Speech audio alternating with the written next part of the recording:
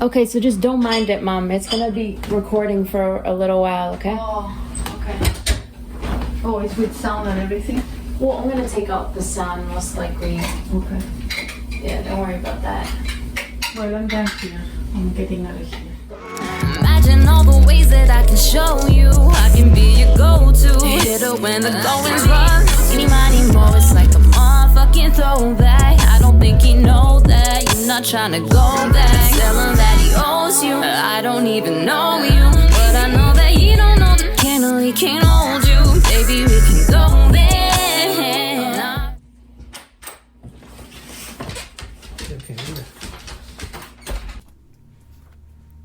Check, check. This view is somewhere I've spent a lot of time just thinking about a lot of stuff in the last year or so, whether it's from this window like view in the cooler months, or if I'm sitting outside. Actually, I love to sit outside when it's nice out and just kind of take in that view and appreciate the trees and the birds and all the nature, just the whole world kind of buzzing around out there. I don't have access to a view or like an outdoor space like this in Brooklyn. So, you know, I also just appreciate like the New Englandness of it. I spent a lot of time thinking about Emily Dickinson, actually. I mean, she was in a different part of Mass, but like, I know she used to do the same thing and just like sit and appreciate and think. And I think like what her mind must have been like and what her thoughts must have been like. And I try to connect with her in a way. That sounds weird, but I do.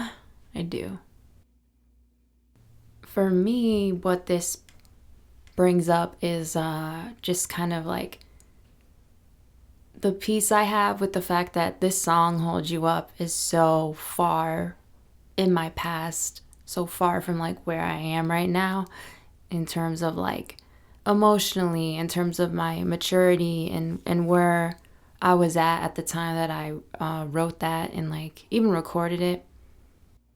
And also like who would have known I'd be spending so much time in Mass now, and like this is my reality and it feels very detached from the song, but that's okay. It's okay that it isn't true to the moment or something, you know? Like, I think I used to feel like I had an obligation to be super honest in my songwriting. And when I say honest, I mean it in like a journalism sense almost, like true to the situation or to the story that I'm telling that was inspired by, you know, some true event, some true person. It's like I'm now at peace with calling that song a work of art and giving it its wings, and it becomes something else, like kind of separate from me. And maybe that song's about one person that I have in mind, but maybe it's about someone else too. And for you, it's going to be about someone or something else. And that's kind of like the beauty of it. And that's a really cool kind of growth point for me. And especially I think for like a lot of women in songwriting, because we're definitely hit with that like autobiographical tag on all of our work. Like, oh, all of this must be coming from something you're directly experiencing. Like, critics like to take away our artistic license, you know, but